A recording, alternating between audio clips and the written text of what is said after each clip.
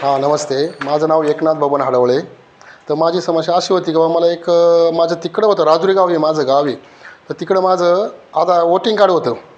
मग ते इकडं आणायचं होतं. इकडं तर 2-3 ठिकाणी मी चौकशी केली. आज या उद्या या. बानकिले साहेबांकडे गेलो ते म्हणले उद्या या परवा या. मी 2 गरके मारले पण नाही जमले ते काम.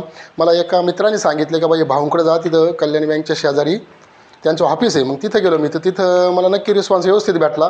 माझी कागदपत्रे जमा करून घेतली व परत मला बोलले तुम्ही 15 दिवसांनी या 16 दिवसांनी या तुमचं नक्कीच वोटिंग कार्ड येऊन जाईल. तर मी गेलो 16 दिवसांनी तर माझं कार्ड आलं होतं. म्हणजे सांगायचं तात्पर्य एवढंच का बाबा कामाचे व्यक्ती आहे यांना आपणच सहकार्य केलं पाहिजे.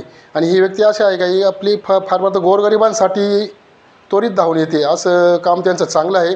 मग आता यांचे बघा सुनबाई उभे प्राची आकाश थोरात हे उभे आहेत. तर यांना आपण जवळपास निवडूनच देऊ.